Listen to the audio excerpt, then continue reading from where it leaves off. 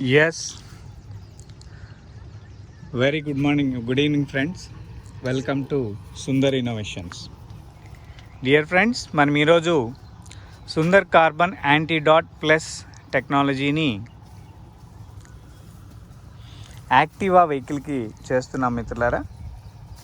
ఈ వెహికల్ యొక్క డీటెయిల్స్ మనకి వెహికల్ ఓనర్ కూడా అందుబాటులోనే ఉన్నారు. ఒకసారి వారిని కూడా అడిగి తెలుసుకునే ప్రయత్నం చేద్దాం.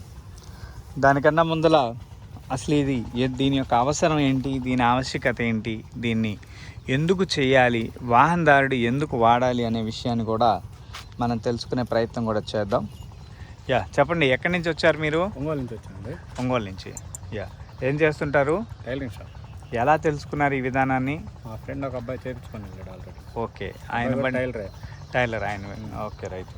ఏంటి ఆయనకి వెహికల్లో ఏమన్నా ప్రాబ్లం ఉందని చేయించుకున్నారా, లేకపోతే కాదు తెలుసుకొని దానివల్ల ఉపయోగాలు ఉన్నాయి అని చెప్పని అతను వాడి అతను దగ్గర 1 month అవుతుంది. అవును, చాలా ఉపయోగాలు ఉన్నాయని నాకు చెప్తే నేను దాన్ని బట్టి మీరు వచ్చారు. రైట్.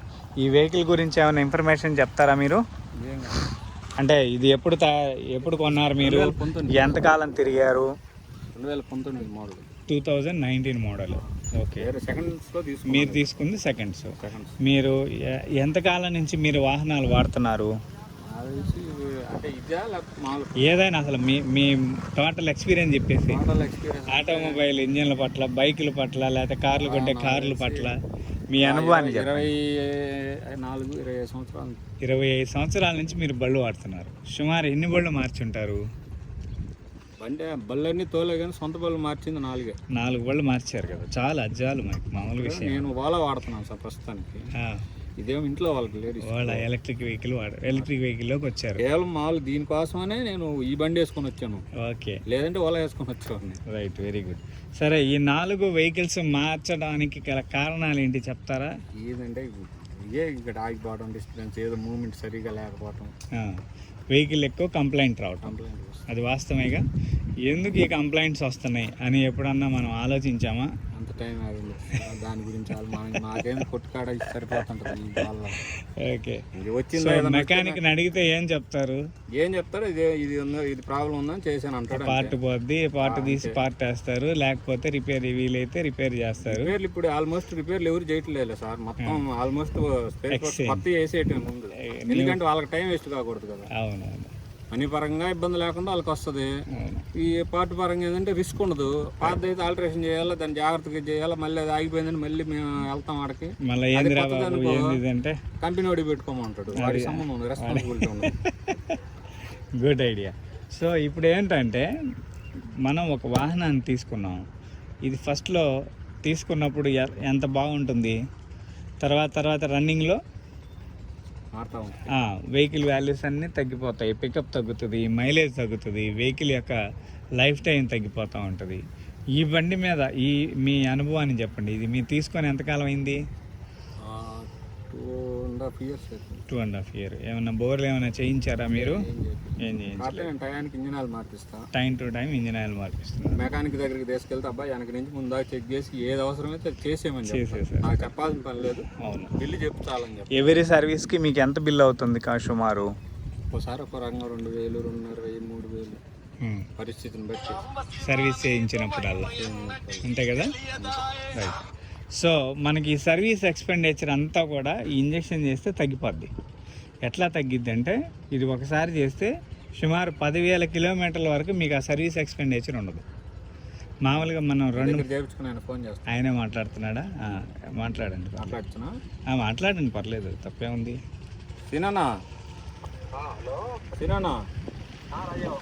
గొల్లాపల్లి వచ్చా ఇంజక్షన్ చేపిద్దామని.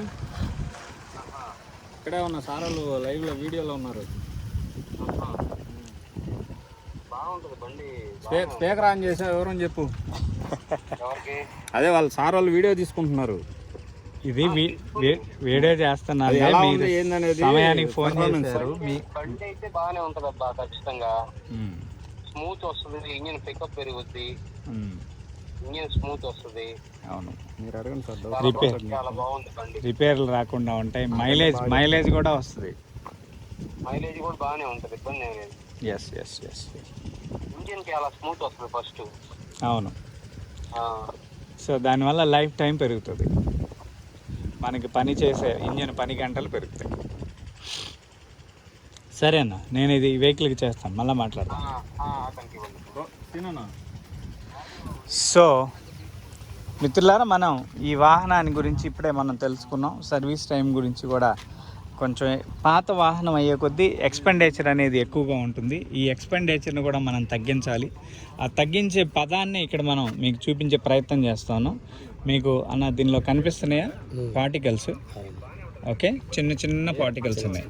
ఇది ఒకసారి ఊపితే అవన్నీ తిరుగుతున్నాయి. ఇవి నానో పార్టికల్ అంటాం. వాస్తవంగా నానో అంటే మనకండి కనిపించకూడదు. ఒకప్పుడు ఫస్ట్ మనం యాంటీడాట్లో చేసిందంతా ఇదే, ఈ నానో పార్టికలే. ఈ నానో పార్టికల్ యాంటీడాట్లో కనిపించని విధానంలో చేసాం. కనిపించని విధానంలో చేస్తే దాని వాల్యూస్ ఎలా ఉన్నాయంటే చాలా అంటే రెగ్యులర్ వెహికల్ కన్నా చాలా అబ్నార్మాలిటీ క్వాలిటీస్ వచ్చేసినాయి. సో ఇది యాంటీడాట్ వాడే వాళ్ళందరూ అంటున్నారు, ఏమని అడుగుతున్నారు, సార్ ఇంకా కొంచెం వాల్యూ ఏమన్నా వస్తుందా, మైలేజ్ అంతమందిలో ఏమో 20% మైలేజ్ అంటే 20% అయినా అనుకున్నారు. తర్వాత 20% అలవాటు పడ్డ తర్వాత 20% వాల్యూ తగ్గింది. మళ్ళీ 40%, 30%, ఇంకేమన్నా పెరిగిద్దా? నా ఫ్రెండ్తో పాటు నేను కూడా వచ్చాను. గత సంవత్సరం ఆగస్టు 11 బర్త్డే రోజు వచ్చాను. శేఖర్ అని నెల్లూరు నుంచి నా ఫ్రెండ్తో పాటు వచ్చాను. శేఖర్, భరత్, కార్కి చేసాము, ఆ పిల్లోడ్ కార్కి కూడా చేసాము. బ్రహ్మాండమైన రిజల్ట్స్ ఉన్నాయి. స్మూత్నెస్ కానీ, మైలేజ్ కానీ, ఎలాంటి పొల్యూషన్ లేకుండా మంచిగా. ఇప్పుడు ఏమవుతుందంటే పర్యావరణం మొత్తం చెడిపోతా ఉంది. ఈ చెడిపోయే పర్యావరణాన్ని మనం బాగు చేయాలి. ఆయన ఎలక్ట్రికల్ స్కూటర్లో వచ్చాడు, పొల్యూషన్ అయితే లేదు, కానీ కరెంట్ ఎక్కడోసారి తయారవుతుందిగా. సో 10 మందికి భోజనాలు పెట్టాలంటే 10 ఇళ్లలో పోయి ఒక చోట వెలిగిస్తేనే మనకు పాసిబుల్ అయింది. అలాగే ఈ లిథియం అయాన్ ఏదైతే ఇది ఉందో, బ్యాటరీ ఉందో, ఆ బ్యాటరీ కూడా కొన్ని రకాల డ్యామేజెస్ని ప్రొడ్యూస్ చేస్తుంది. తర్వాత లైఫ్లో వెహికల్లో చాలా ఇబ్బందులు వస్తాయి. సో వాటిని కూడా మనం నియంత్రించాలి అంటే కొంతకాలం మనం దీర్ఘకాలికంగా, ఈరోజు కాకపోతే రేపైనా సరే హైడ్రోజన్ ద్వారా వెహికల్స్ మనం నడుపుకోగలిగితే అంటే మొత్తం సిస్టమ్ మొత్తం బాగుపడుతుంది. గ్లోబలైజేషన్ అనేది చాలా అద్భుతంగా వస్తుంది. సో దానికి ఇప్పుడు ఇది ఎలా చేస్తుంది అనేదాన్ని చూద్దాము. సో ఒకసారి స్టార్ట్ చేయండి.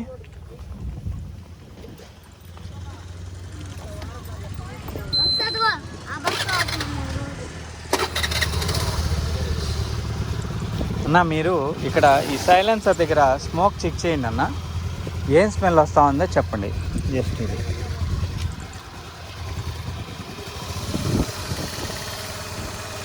పెట్రోల్ స్మెల్ వస్తుంది. పెట్రోల్ బండి పెట్రోల్ స్మెల్లే వస్తుంది. సో ఎందుకు ఆ పెట్రోల్ స్మెల్ వస్తుంది అంటే మనం కొట్టించిన పెట్రోల్ పూర్తిగా ఇంజన్లో మండదు. ఈ ఇంజన్లో మండకపోగా తతిమాదంతా కూడా బయటికి వెళ్ళిపోతూ ఉంది. దాన్ని మనం పొల్యూషన్ అంటున్నాం, స్మోక్ అంటున్నాం, అనేక పేర్లతోటి పిలుస్తూ ఉన్నాం. వాటిని ఆర్సెనిక్ గ్యాసెస్ అంటాము. ఓకే, సో వీటన్నిటి ద్వారా మనిషి అనారోగ్యానికి గురవుతున్నాడు. మనిషి యొక్క విలువలన్నీ కోల్పోతూ ఉన్నాడు.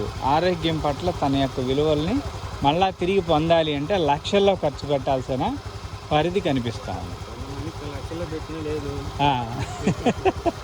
సో వాళ్ళకు కూడా అది పరిస్థితి. అంటే ఒక చిన్న వాహనం ఇంత పొల్యూషన్ని రిలీజ్ చేస్తే దేశంలో వేల మంది, లక్షల మంది తిరిగే పరిధిని మనం ఎలా కంట్రోల్ చేయగలుగుతాం?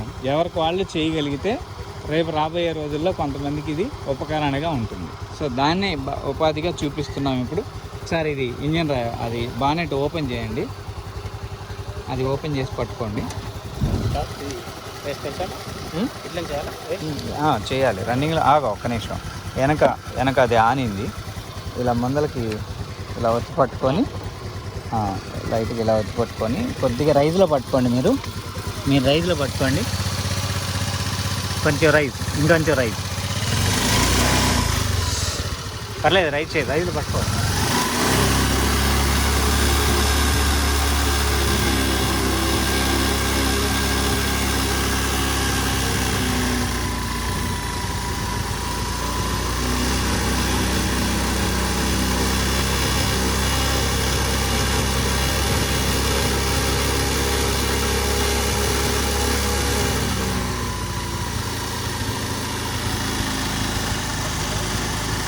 రైట్ చేయి.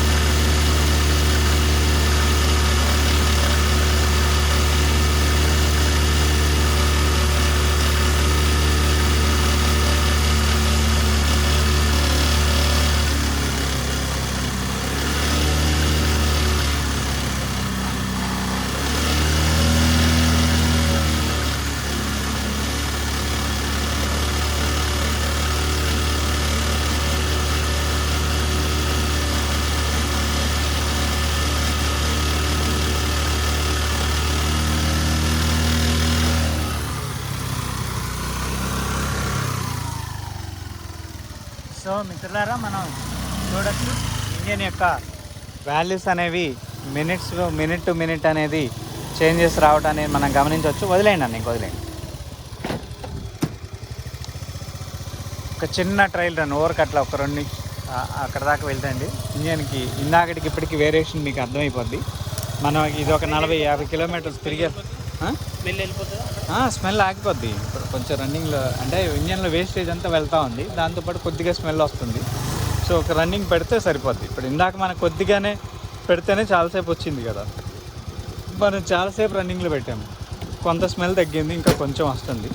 ఒక చిన్న ట్రైల్ నేను అక్కడ దాకా వెళ్ళండి, మీ ఫీడ్బ్యాక్ తీసుకొని వీడియో క్లోజ్ చేస్తాను.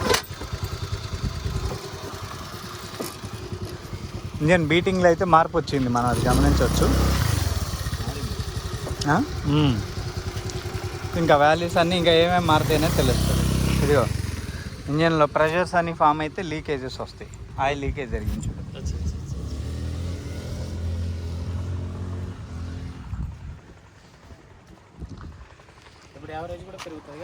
యావరేజ్ మైలేజ్ దానికి ఇప్పుడు 40% పెరుగుతుంది. అంటే ఇదివరకు ఒక 30, 35, 40 అట్లా వస్తాయి అవి. ఇంకో 15 కిలోమీటర్లు 16 కిలోమీటర్లు పెరుగుతాయి. అంటే దాదాపు 55 దాకా వస్తుంది. డైరెక్ట్గా మనకి న్యూ వెహికల్ కన్నా ఇంకా గొప్పగా వస్తుంది మైలేజ్. అది కదా గొప్పతనం ఓల్డ్ వెహికల్ నుంచి కూడా.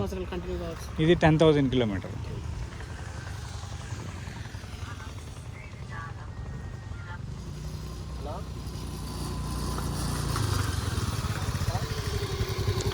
చిన్న లీక్స్ ఉన్నాయి ఇంజన్లో. ఇదిగో ఆయిల్ కూడా లైట్గా కారుతూ ఉంది.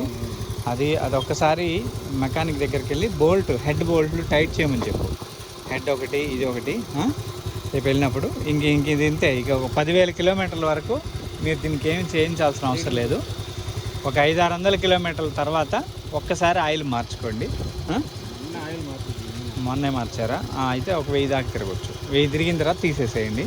ఇంక తర్వాత ఇంక మళ్ళీ మీకు ఈసారి 10,000 కిలోమీటర్ల దాకా ఆయిల్ మార్చే పని ఉండదు. కేవలం సపోర్ట్ ఆయిల్ పోసుకోవడమే సరిపోతుంది. సో మిత్రులారా, ఇది ఈరోజు లైవ్. మళ్ళీ మరొక వీడియోలో కలిసే ప్రయత్నం చేద్దాం. Thank you for watching our live video. Please subscribe our channel Sundar innovations. Thank you very much.